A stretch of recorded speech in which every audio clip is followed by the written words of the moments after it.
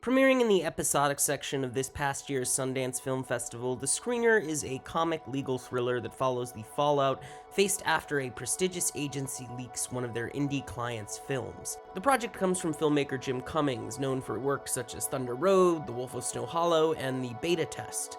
Amidst the ongoing process of finding a distributor for the screener, Cummings sat down with Tastemaker to discuss why he chose to take on this audacious subject matter and how it exposes harsh realities the entertainment industry would prefer to ignore.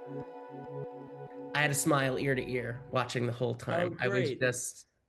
I really enjoyed it, and I couldn't say enough great things. I told all my friends about it. I was like, I Oh, hope this good. gets out there because you're speaking for so many people right now, I feel like, in multiple facets, not just in the entertainment industry, but for all of the crumbling structures that are around us, the legal profession, the city, you know, it's a really interesting way into kind of a hagiography in Yeah, the sure. vein of like almost a wire to an extent.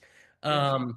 So fantastic work there. But let's talk about, the process of rolling it out. You premiered the first three episodes at Sundance, right? Yes, it was the So, first three episodes, 93 minutes, but then we've shot everything and I've edited it. And so there's five episodes total. It's 4 half-hour episodes, and then the last one is about 45, 47 minutes. It's a and I little bit assume longer. that's kind of the courtroom The trial. Yeah. trial. Okay, that's amazing. But tell us, this has been almost is it exactly 10 years since you were first at Yeah. Sundance, It right? So was what was it like being there for the last Park City, and what was the reaction from the audience? Um, it was great. It was really nice to be there for the last Park City Sundance. I had been there 10 years prior with the short film of Thunder Road, which won the Grand Jury Prize. And so it was like a bizarre chapter closing of 10 years to the day, basically, we were there, which was a trip. But it was a bit melancholy towards the end. There's a lot of fanfare and ceremony and fun stuff that's happening in the first couple of days, opening weekend into the next week. And then Hollywood tends to leave after all of the status games are done of, oh, I can't, I'm not at the premiere anymore, so I can leave and go back to retreat to Hollywood. And so it's a lot of filmmakers that are kind of, roaming the streets and a bit down and out. And so it was very melancholy or bittersweet towards the end. And then the conversation just started about Boulder of like, how do we move there? And then they did the big announcement thing on Instagram of all the venues of what's coming. And but otherwise it was very fun where like I don't know, it's a complicated thing. There's been this whole zeitgeist in media about Sundance losing its cultural relevance, where they'll just talk shit. We say it in the show. If you're the biggest in town, expect to be the biggest target. Mhm. And everybody talks shit before the festival, and then they come and see the movies, and the movies are excellent. And then they're like, "Oh, I love this one. Oh, this one's getting bought by these people. This one's getting all that bullshit." And then people stop complaining. It's like dealing with children. But Everything settles for sure. yeah, yeah. Yeah, And, yeah. and then everybody goes back to talking shit. So it was a very interesting experience to be there and to be there with team members of mine who had never been to the festival. Shireen Lana Yunus, who plays Minnie, our lead in the show, had never had anything go to a large film festival. She'd never acted in anything that was longer than a short film. And so I really wanted to make sure that the team, you only get to do this once. I'm very lucky that I've been there. This is my third time with something in the program, my first long form project in the program. Mhm. But I really wanted to maximize everybody else's experience because I had such a wonderful experience going there my first time. And I was like, it's not about us or the show. People need this to be able to secure a larger foothold in whatever industry they're in, whether they're, in, electric or in, casting or in acting. Like we need to find a way to be able to get them to have the most positive experience from going to Sundance. And that was very fulfilling to be able to care about people more than myself. It's always gratifying. Yeah, to be a bit of a shepherd in a It's way. nice. It's That's really nice. it's really great. This kind of is, it's a little bit of a transition, but it's expanding out a little bit. A lot of people are kind of bemoaning the death of indie filmmaking. And I find this project to be an interesting kind of way of talking about, well, is it really dying, or are we talking about just a kind of shift towards new approaches. But were you thinking about that all in the making of this, that you were like, I don't want to do a movie, I want to do something episodic because I want to show people we don't have to be one thing. Yeah. So to talk about the first part of the question, we were at Sundance when Sharon Waxman published her Right. op-ed Right. in the New York Times about how the indie cinema is dead. And I was immediately reminded, I texted her and I was reminded of Mark Twain's quote of news of my passing, of my death is largely exaggerated. Yeah. I thought that that was very funny. But it's funny how that message gets pushed by people who work in the film industry and who rely on the film industry. And I don't think that indie filmmaking is going away. Those people are just aging out of realizing that YouTubers are independent filmmakers, where Yes. it's so I see that and I'm like, oh, this is like the ending monologue of No Country for Old Men that I'm reading. And it's Right. like, there are still people making shit. I'm still here. We're still doing stuff. Yeah. And then, I think when we decided to do this as a series, it just worked best narratively as a series, where it's difficult to do that in a feature film. The first episode is the crime and kind of, all the agency stuff. And then we hard cut to a very dusty DA's office, and it's a completely new cast of characters. And we try to do that in every episode, where you open the episode with a long take of a character that you don't really know, and you're like, "What the fuck is going on here?" And then it kind of teaches you and rewards you for having that patience, and Mm. it introduces you into a whole other world. That's very difficult to pull off in features. And I really wanted to make something that felt like it was multiple worlds colliding with, equally threaded subplots and narratives that then created the whole cloth interesting thing. So we had good influences. Issa Rae had done Awkward Black Girl that then became Insecure. And then Cooper Rife had done Hal and Harper at the Right. previous festival, previous year's Sundance. Mark Duplass had financed five different independent television Right. television Penelope series, and and then Penelope was in the program, and they got yeah. so there were near peers of ours that were doing it. So I didn't think that we were driving at night. We had like, things on the horizon that was like, okay, this is something that is possible and a viable future for indie people. And so I just thought, well, what would be something that would be more ambitious than doing our features? Basically, if we did a television series and if we did it how I wanted to do it, it would basically just be like doing two feature films. And Yeah. so we shot it in 25 days. That's like the Wow. most amount of time I've ever had to make something. Wolf Yeah. of Snow Hollow is 23 days.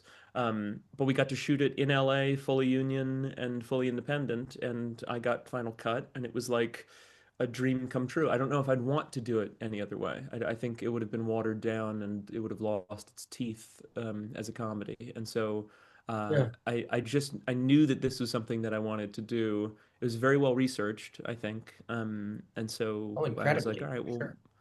yeah, yeah. It's funny. Bob Woodward gets all kinds of credit for doing the investigative journalism stuff, but really when you call one person and then you're like, well, actually this person told me that there's all kinds of rampant crime, they go, "Oh, that's not even close to, I'll tell you everything." And so Yeah. we Everyone got loves to to talk, especially when you're trying to tell a story in cinema or television or anything like that. so that was very fun. And we were ready to do it, and I just thought, well, okay, I'll see what I'll see if we can raise this amount of money, and then we did. And so now I don't know if I'll turn back. Sean Baker said that after he won every Oscar possible for Anora. He said, I'm happy in the $6 million range. I can make something and then not, have to cast people that I don't know or don't like. I can cast the right people for every role and make something exactly as I want, and not take any notes. And so I'm very happy doing that. It doesn't seem like it's a small budget show. It seems like it's like the technology that we have at our fingertips now allows us to be able to elevate the thing and smoke other TV makers. It's nice. Well, having been in a lot of like those spaces, those industry spaces, particularly like the agency offices, I was impressed with how you were able to nail the look of Oh, that good. Oh, thank and you. really contrast that with kind of the color and life that is surrounding more of the creative characters. Yeah. I want to talk though, like you talked about the ambition of this, and you've always been someone that struck me as there's nothing really in your way. But what was the most challenging aspect of putting this together for you? The research took a lot. Yeah. So I really do think that if you get it right, it's funnier. And if you it's also more dramatic. One of the proudest moments I had at Sundance was I had people in business affairs at agencies come up to me and tell me that I nailed it. And then I had lawyers come up to me and tell me that we nailed it. I think one And of the that most was impressive things was seeing Daryl Sabera as one of these lawyers, knowing it was Daryl Sabera, and then going, "Oh, he's been in this room." Like he disappears. It's like he is this character to a degree that I'm like, he's been around them so often. It's like that. I was very impressed. I thank you. Daryl is a good buddy. He's in Yeah. Austin right now doing the 25th anniversary of Spy Kids. He's Oh, like, crazy. That's so yeah, so funny. time flies. Daryl is unbelievable. That scene of him in the conference room with Bonnie Mata, and she goes, but they didn't want to give us a screener. And he goes, oh no, that's a terrible feeling. It's so funny. He is Yes. so genuine and authentic and believes it fully. He becomes a major character because he goes to trial. So he and I Right. got to do back and forth opening statements, and it was really he's so funny. He's one of my best friends. Anyway, uh, yeah, I think that doing the legal stuff I was very proud of, where we would talk to judges and lawyers and U.S. attorneys' offices and different people just to make sure that we were getting it right. People that prosecuted RICO cases all over California, where we would tell them the case, and then they would be like, well, jurisdictionally, it's kind of difficult. This would have to be, a local RICO case or California RICO. It was a language that I didn't speak. Both my parents are trial attorneys, and so I knew a Mm. little bit about the law. But that was the biggest challenge. I really wanted to make sure that we were getting it right so that the DA's office would be able to see it and say, oh, this is possible. Or like, oh, this isn't, they didn't phone it in, which is a very easy thing to do if you're doing comedy, to be like, oh, it doesn't matter. People just kind of, it'll blend right in. But I really wanted to make sure that we were getting the law right. That was very important to me. I think this also speaks to another thing that surprised me about this piece. Obviously, I come in knowing Thunder Road, The Wolf of Snow Hollow. Like I'm familiar with your work. I'm familiar that you like to not stay in one box, even in the same film. But what were some of the influences, like film, television, music, going into this project? Because it did feel different for you. It did feel like you're, whether it's leveling up or just trying new things, it feels like you're pulling from different sources. Yeah, sure. So yeah, when you look at Thunder Road, it's like Manchester by the Sea as a comedy, and it's Right, like this right. like the story of Job as a comedy, Hmm. and then Wolf of Snow Hollow feels a bit closer to Zodiac, where Yeah. it's like investigative. You introduce a new character who then is going to get murdered. It's very much the language and engine of Zodiac, A and then little it's Wes about Craven in there too, just for the traditionalists. Sure, sure, Yeah. absolutely. John Carpenter, there's a lot of stuff, practical, Yeah, in the yeah. monster stuff. There's all kinds of stuff that we were stealing from, also like small character stuff of Polanski's, of like Rosemary's Baby. There's like little Oh, yeah. goofy characters, and it's like to have it feel like Norman Rockwell, is very important to us. And then Beta Test feels so cold and callous and keeping the audience at arm's length. We wanted it to be like a Michael Douglas erotic thriller from the Mm. 90s as this and then also Giallo is very Dario Argento. The film opens with a Swedish murder. It's in a completely different language.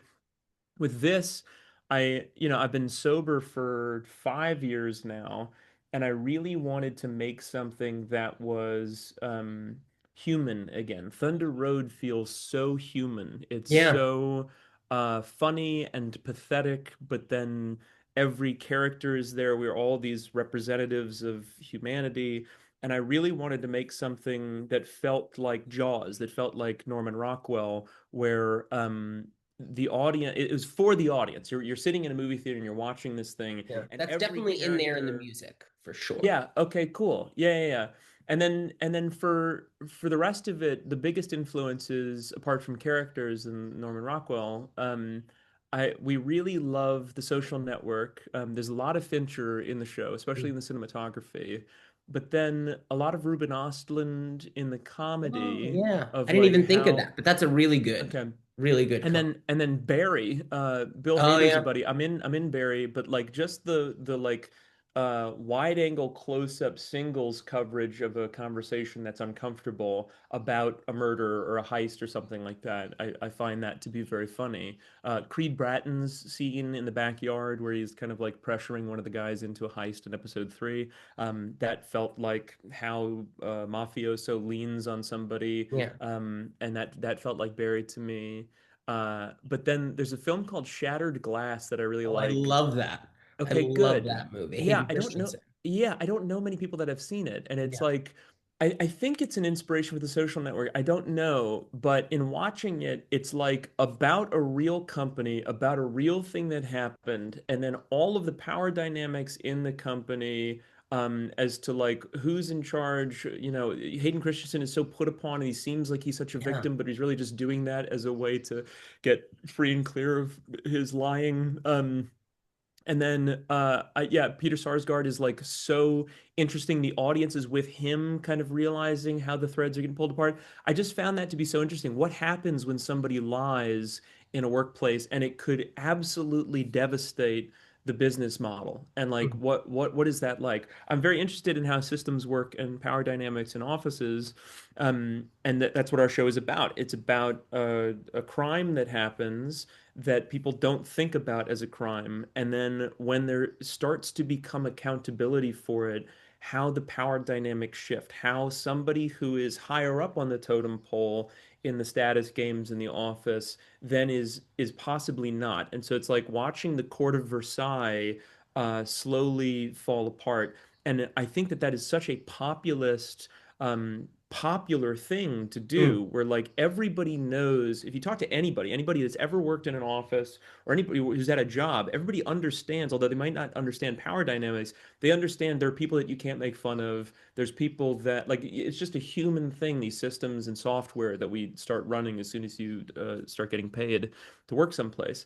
And I find that to be so interesting when that is shaken up, where audiences love watching it because even the most general audience understands it. And I find it to be so celebrating of the human spirit, because people have felt so put down by these systems to begin with. So like, anybody who's ever had somebody that has lied to them in the workplace loves our show because it's like, I was oh, gonna say, I feel like fuck these people, you in know? the way I've tried to describe it to others, the one I've been using is actually The Insider, which is, of course, a much more That's serious a great film. It's a product. great And I film. think that's coming from my place of like, I know how right you are in describing our specific business, the entertainment industry. Or But you're Aaron so, Brockovich.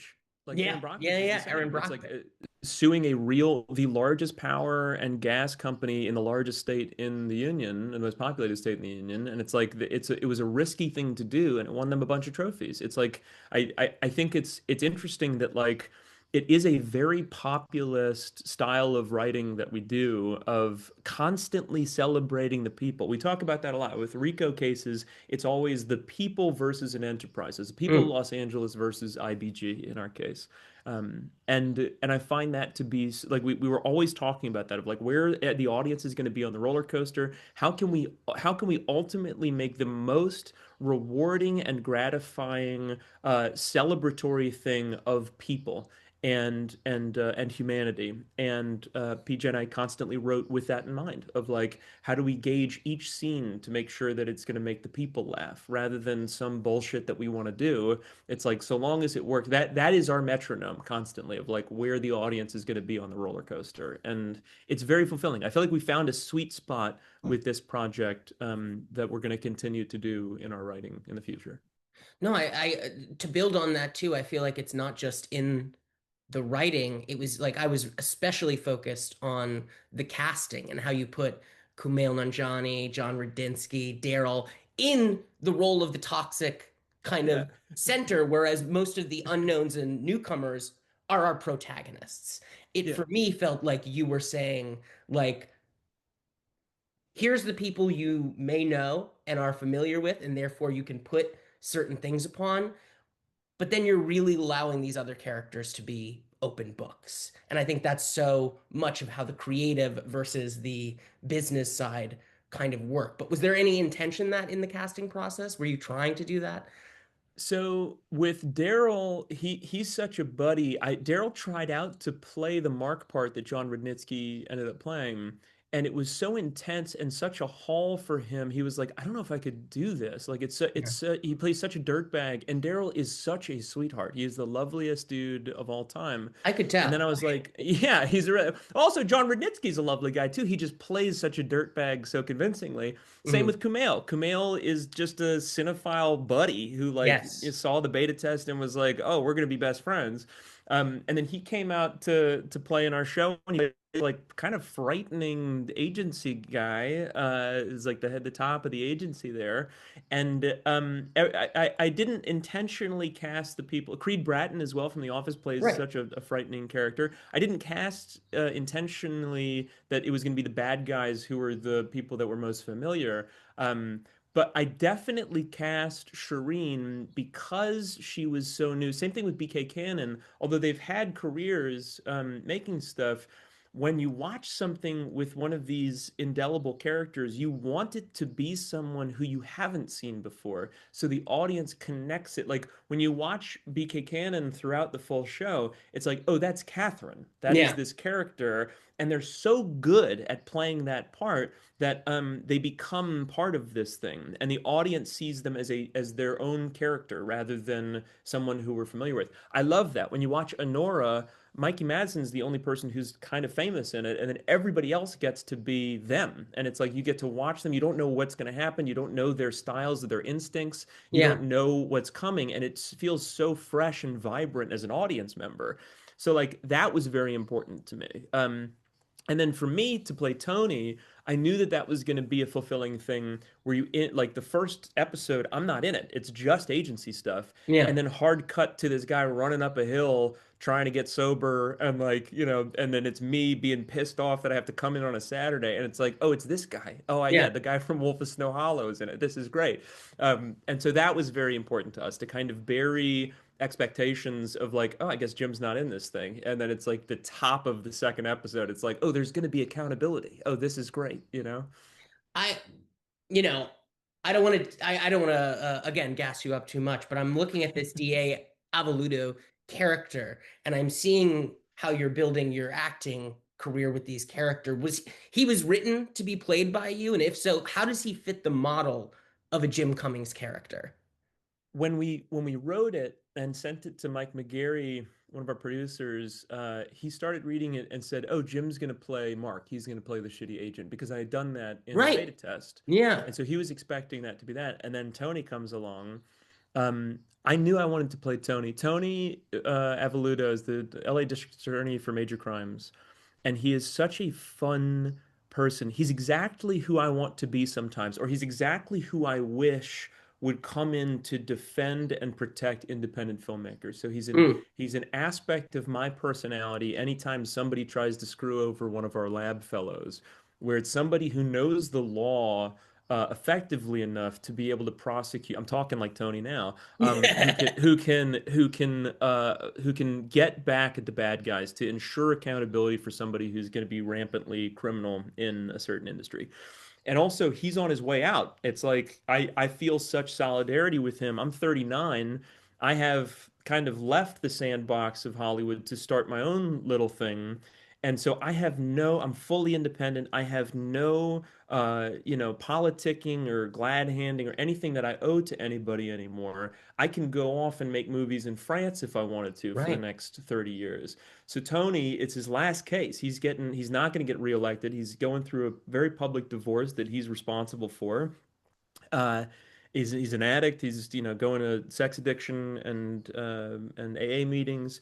He's a guy that I feel very familiar with, that becomes this sledgehammer of an asshole to fight the assholes. Where it's like it sometimes takes a big jerk to come along to defend these innocent people who are harmed by an industry to take down the big jerks on the other side. So like there was constant things that we thought of in wardrobe where I wear a Submariner Rolex, Mark wears one too. We go Yeah. to the same meetings. There's all kinds of stuff where it's like we're the opposite sides of the same coin. And I love that stuff. We're stealing that from Wolf of Wall Street of Oh yeah, the Kyle revelation Chandler's of that, the character. Chandler of it Yeah. all definitely came out in that last episode in the elevator Okay, scene. good. I was just very laughing hysterically, but also impressed with how like It's my I favorite can't scene. wait It's for my the favorite. payoff of this, which is the courtroom scene, I assume. The Yeah, courtroom. Yeah. it's we get him on the stand. It's fucking unbelievable. Yeah. It is my by far my favorite thing that we have done because by the time you get to episode 5, you're so tense and you're like, I just want to see these two guys have a fist fight. I want to see Jim and John Rudnitsky have a fist fight. And we kind of have that in the elevator scene. So the elevator scene he's describing is like we depose John Rudnitsky's character and he's just kind of laughing the whole time and it's pleasantries and polite society and then I let him go and everybody in the office is like, why is he letting him go? This is insane. Is he just going to get off scot-free? And then I say, hey, you forgot your cell phone. I bring him this thing and I hold the door open in the elevator so he can't leave. And then it's this standoff where I'm like, why are you laughing the whole time? We're just laughing. I'm just laughing because you're laughing. I'm only smiling because I don't want to make you feel uncomfortable. And then it becomes me just bottoming out and nosediving the polite society to say, like, do you not know how you seem? Like, you're being deposed by the state. You're going to go to fucking prison.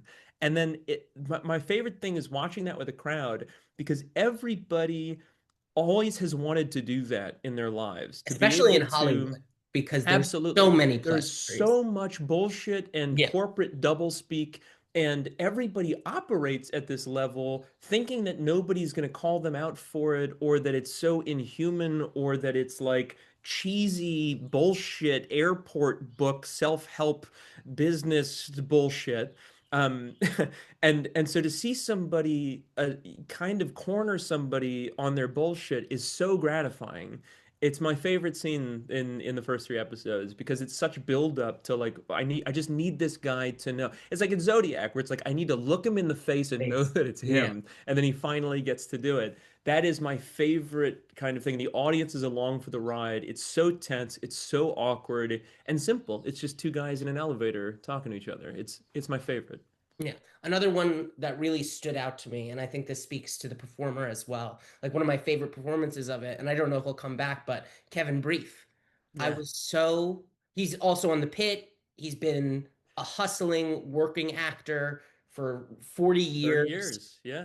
and mostly as a background player, but like this isn't, I don't know how huge a role it develops, but it's a pretty small role, but very consequential in that first episode and that really integral kind of monologue that kind of sets up the whole thing. I'm The curious. whole show. Yeah. It's fucking unbelievable. We're stealing that from No Country for Old Men, Oh, where yeah. he's talking to his brother in the wheelchair, and he's like, "This country's hard on people. You can't stop what's coming. That's vanity." And then that becomes the next 30 minutes of the movie.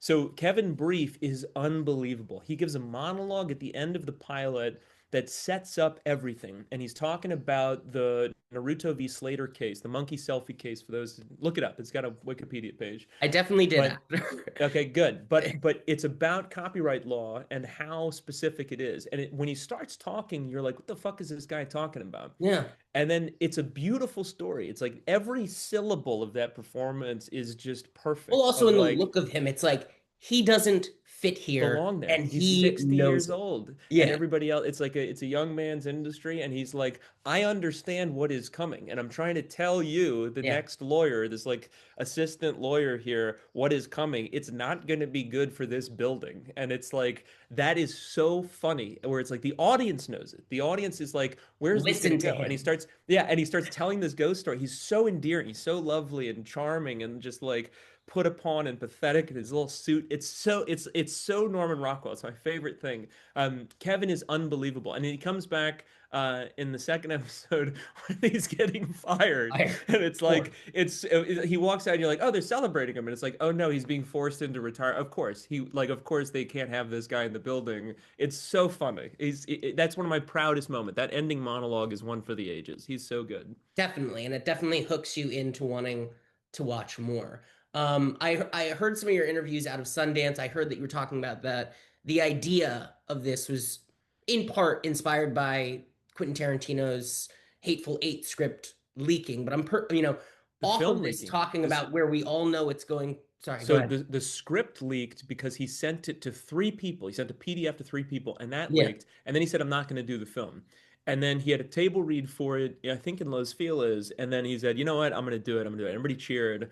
And then he made the film, but it was the film that leaked. It was a DVD copy of the full movie that leaked from Alcon Entertainment. And there's a Oh, whole I didn't know Wikipedia that page. piece of it. Yeah, so two aspects of the film leaked. The script leaked before they shot it, years before they shot it, and then the film leaked when it became part of Hollywood screener culture, where everybody was sharing it for social currency. Well, the other thing about the culture of it all, and it's so funny because there's so many things with that. I was actually at the Hateful Eight premiere at Oh, the okay. Cinerama Dome way back in, I guess it was 2015 or something. And I remember the conflict being this was the only time they were going to show it in the format it was actually made for because Star Wars would not let them That's use right. I the remember that. Yeah, Cinerama Dome. So it's that's just right. like, again, speaking to one project, so many conflicts within it. I'm curious for you, are there any personal horror stories that went into this project from your own experience? Yeah, I went to yes, there are. But then my struggle, somebody stole a copy of my first movie and lied to me about it. I brought No it to a way. distributor, and the thing was that I was in New York and I was supposed to bring a Blu-ray of the copy of the movie and then come back 100 minutes later, just so that they could watch it. Because we said we didn't want to do screener links, and they were like, is this a way to do it?" And I was like, "Yeah, sure, I'll be a courier and I'll go and bring the thing." And I brought the movie to a big distribution company that you'd know, and I talked to the guy who was working the desk, and he said, "Yeah, I'll come back in 100 minutes." I came back, and I said, "What'd they think of it?" And he goes, "Yeah, he liked it. He had to leave early."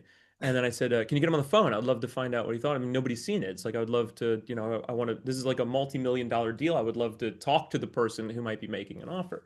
And Yeah. he gets him on the phone and he says, "Hey, sorry, yeah, I'm on the train. I had to leave early. I got to the credits. It's a beautiful film. It was awesome to see what you did from the short to the feature." And I said, "What game do I play with my daughter in the film?" And he said, "Yeah, I didn't watch your movie, man." And it was this incredibly ugly moment where he wasn't expecting me to push back. He thought because of the power dynamic of that he's powerful and represents this big place. And then I'm there standing next to this guy who is an assistant, and he's very uncomfortable because he knows that they're all part of this racket of stealing movies and doing it. And he's like, my boss is not going to have an answer for this question. I know he didn't see the movie. He didn't even come into work today. Yeah. So that was very uncomfortable. But my story is very small by comparison to everybody else's, where it's like, Skinamarink leaked from a horror festival. It had an online portion. What happened to Dylan Oh, O'Brien and James Sweeney oh is yeah. absolutely awful. Terrible. People filming their laptop screens and laughing, almost chargeable as revenge pornography.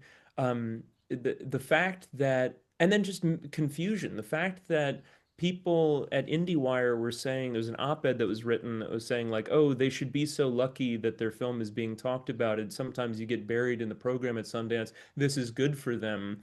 And it's like the actors didn't have consent as to when their nude bodies would be available on the internet. Imagine it was two actresses and write Yeah. that same article. You would never be able to work in the film industry again. I thought that what happened to them and then what the discourse was about that is just absolutely devastating. And a hostage situation where they can't strike back during that time because they're Yeah. worried that the full film will leak. And it's like, Stockholm syndrome for the film industry of like, well, I have to go along to get along. All of that stuff combined with every story that we had heard about the rat fucking that takes place in the Yeah. film industry and the politicking and the criminality, all of that became Minnie's story, Shireen Lana Yuna's. There's a clip that I found in the edit where it's literally me going up to Shireen before her big monologue in the pilot. She's talking at a general meeting and has a fucking nervous breakdown, bawling Yeah. her eyes out. It's beautiful. But we were talking about how it was the largest contraction of Hollywood history where nobody was working and everybody was pretending like everything was fine. And it became we were talking about it, of like you get to be the voice of these thousands of people that were marching in the protests. They're doing the strikes, that everybody is having to fit into the system and go along to get along. We don't have to do that. You get to be honest and this voice. And she did. And it's that scene is so beautiful and heartbreaking. Mm. We researched the fappening, we like all of the reaction to the women who had their nude bodies exposed through hackers who are now in federal prison. Their reaction to it. Jennifer Lawrence's she Right? gives an interview and she talks about how she had to call her father, and she said that I Like felt lucky explain. he was in a good mood because he was playing golf. Mm. That made it into her monologue. We were very considerate about that, and so when the twinless thing happened, we had already shot the show, and I was just so sad at the public's response to it, because I had hoped for better. Right. I think it's the thing of like, you may think it'll draw eyes, but I think there's one thing people appreciating your movie, and another thing talking about only one scene for very specific reasons. I'm glad you brought up this specific scene where it's like Shireen is given the chance to actually express herself and how she's feeling, a thing that we don't often get to do. Uh, Maybe I'm being exclusive by saying just in Hollywood. I'm sure it's in every kind of office corporate culture, Mhm. but it speaks to how this story is not just a cynical take on Hollywood a la The Player. It's about redemption. It's about reclaiming power and value and holding people accountable. Did you set out for it to be hopeful in that way rather than pure satire? Absolutely. Yeah. Why do you think Absolutely. that's important to say right now? Yeah, so there is this ongoing issue of people in suits fucking over the little man. And I think I don't get it. I don't understand. I have privilege and power that I can say fuck you in a meeting, and other people don't have that. And No. we are fully independent. So a part of me in choosing to do this project was like, all right, well, we can do it. We should do it. And then I think, we met so many people on the picket lines. It was all the same story. It's like, rinse and repeat, business as usual in America, of people not caring about the people that actually do the work in the factories. It's a very, union forward mentality of like blue collar people who are literally doing all of the work to make the movies, and then people in suits make all the money. And it just And doesn't make living out any of their vans Yeah, too. this And, poor like all woman the is details. living out of her van that's falling apart, and is now $1.5 million, $2 million in debt for this movie that she did, because of a system that screwed her over. What did she do wrong? She didn't do anything wrong. She shook a hand of a guy in a lobby at one of her screenings, not knowing that behind the scenes he was trying to screw her over for his own social currency. It's like I wanted to make something that made anybody in any industry look at it and say, "Man, I hope she wins." And Yeah. like that's such a wonderful place to be. When we made the beta test, it was about the same kind of thing, but it's told with these people as the protagonists. There was no real effect that you could see of how it was harming the people. And so telling the story of Minnie's, I feel like Minnie. I was driving to our mix in Burbank, because a place called Fall on Your Swords is very lovely and allowed us to come and do the mix right before Sundance. And my car is falling apart because I don't Yeah, give a shit about what kind of car I'm driving. And it's got black mold in it because it rained and the rain got in the car of and course. steamed up the car. Like I am Minnie Achman in many ways. We all are. We all have this shit of like, oh, I'm just gonna hope that my ship comes in someday and I can buy an electric vehicle. And I it's sold like, my car altogether last year and I'm taking the bus now. yeah, good for you. I feel Yeah. like we made this show for people that ride the bus. And like Yeah. that is something where it's funny. We make something that's very populist and it's about Hollywood, and the buyers so far are like, "Oh no, it's too inside baseball. It's only people on the coasts could like it." And it's like, "No, the fucking show is I about the disagree. Yeah, people." no, I was trying to tell my friends who are obviously of the industry, I'm like, it's great for you, but I'm like, I think there's going to be so much satisfaction in the general air it takes, which is we're not going to take it anymore. You Yep, know, that's exactly right. I don't want to force you into an awkward position, but you talk about this independence.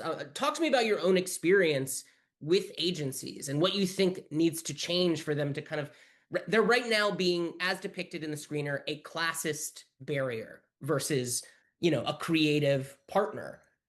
What do you think needs to change for So, what that? aspect? I'm pretty well versed in the world. It is so like I can talk to you about what it's like to work there, or I can tell you about what it's like to be represented at these places. I can tell you what it's like to not be represented by these places. Like, it is a very strange place. We did many years of research about it. The dry cleaning alone is Yeah. the feeling that you have in going there is constantly that you're going to get fired or that you are less than.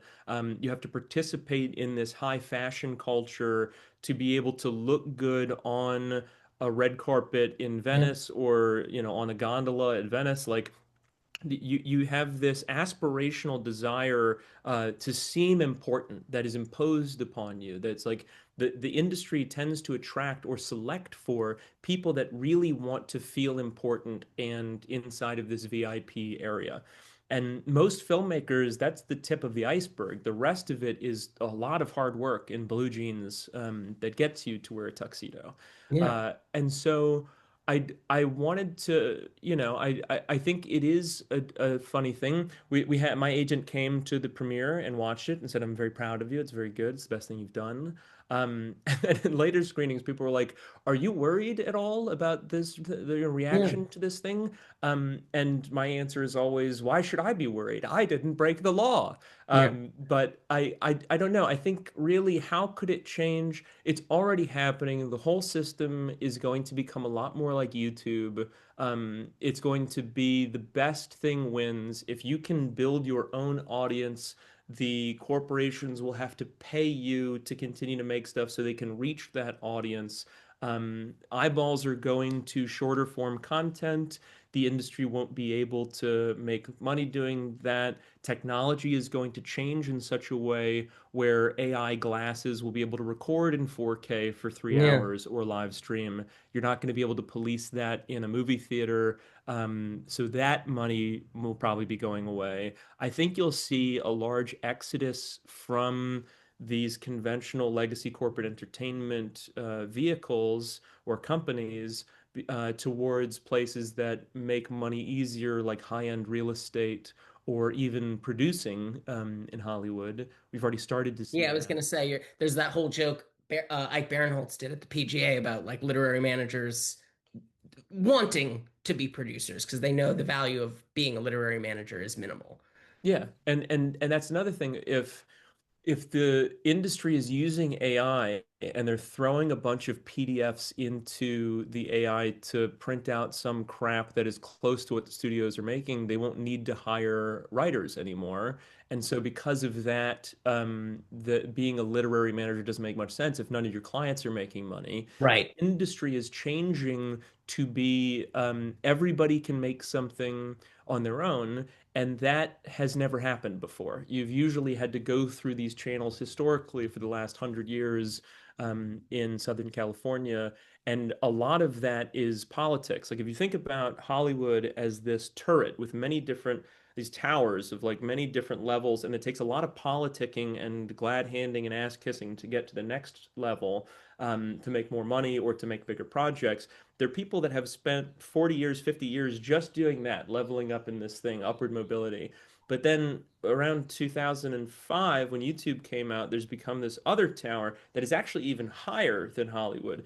Netflix is the internet. I think we Yeah. forget that. Netflix makes up for And half of the YouTube. bits and YouTube that travel throughout the internet. So at any given time, all of half of the bits that are traveling on the internet are Netflix, which is wild to think about. But I think the internet doesn't give a fucking shit about the politics that take place between these Yeah. levels and the towers that is Hollywood. And so I don't know anybody that would purposely go out of their way to do what we did with our show. And so because of that, it's very unexpected that like, but I think people will follow in our footsteps. I think independent filmmakers will see, like I followed in Mark Duplass's footsteps. I follow in Ruben Ostlund's footsteps and all of my favorite filmmakers, Alfonso Cuarón, by making stuff on your own in your own side of the sandbox, and then it shows up on the same platforms as anywhere else. You just get the money from a different place, and you don't have to take many notes. So like I think that the industry is going to change naturally. I have nothing to do with it. The system is too big. I'm a very small potato. But So you're a I model, which I think is important for people to look at and say, I could probably do what he did in my own way and get the same results as spending 20 years trying to climb a ladder. I think that that is a waste of time. I think that Yeah. is like to a religious level of Yeah. like, oh, I'm gonna spend my life, keeping my head down and working my way up this thing, and then someday I'll be able to direct. And it's like you're not gonna be a good director. You've never directed anything. And Right. like I think it's that old analogy of would you if you have to get somebody to climb a tree, would you get somebody that's read a bunch of books about climbing a tree or somebody that's actually climbed a few trees? And it's like, well, obviously you get the person who's actually done it, even on a smaller level. You become a better candidate just because you're already doing it. I think that that kind of near peer mentorship of people that are actually doing it is valuable. I got great value from the filmmakers subreddit of just like, how do I do this? Hey, I'm Mhm. doing something cool in Idaho. I'm doing something cool in Eastern Europe. This is how we can create an industry. That feels so much more like a community and an industry to me than I've ever felt in Hollywood. Hollywood is like walking into the Death Star of just like everybody's very, Yeah. The good it's a comp. very frightening thing. It's This very kind of cold and leads, callous. yeah, this is we'll close it out with this one because but what are your hopes for where the screener might land, and is self-distribution like on the table, like putting it on a Um, website and creating a payment portal? that's I don't think we would do that. I think if we were to self-distribute, which is a great golden parachute that we have, because we've Yeah. done that before, we'd probably re-edit it into a feature or two features like Paolo Sorrentino did with Loro, Oh yeah. or like what Matt Johnson did with Blackberry, where it was a television show in Canada, but then he had the feature rights in the United States, so he There you can go. re-edit into a feature. But I really hope that doesn't happen. I really hope the system has changed enough that a weird kid from the internet can make something that is celebrated on the world stage, and then you can cut a new contract with me. I want that future for young people on the internet, and if we can build that as a highway to say, if you make something that is very good that eats the lunch of anything else that's on television, you don't need to go through the front door. And I hope that that happens. We're talking to a few buyers that are very cool. They're going to come and watch it like you did in a movie theater at the end of this month, at the end of March. Yeah. But it's too soon to tell, and I don't know. There's nothing really risky about the show legally. It's all buttoned up. We would need somebody to actually get it and champion it, and that's difficult. It's a difficult thing. I think we follow in the tradition of great television, and like it seems to check all the boxes. It has celebrities, it's a broad comedy, it's a workplace comedy, it's a true crime investigative thing. It is following in the tradition of great television, but it's independent. And I Yeah. don't know if those credits transfer. It might be something where it's like, oh, these people are the competition, no longer subordinates. We shouldn't support them. I don't know. I don't know. It might be too soon to tell. Well, I wish you luck with it, and I really do think Thank you. it deserves to be seen far and wide. I think that BlackBerry comp is really good because it is one of those things of like people knew Nirvana the band, people knew Nirvana the band the show, but I think it blew Matt Johnson up that much more just having this piece that is also a flexible piece. It can be this thing, but it can also be this thing. Even when they had it in Canada as a TV show, they brought it to America as a movie, and then America wanted the TV show because they wanted more of it. So Right. I agree I with mean, you that I think there's a lot of open roads, and I hope, it finds the home that values it the most. me too. Thank you. Let's keep our fingers crossed.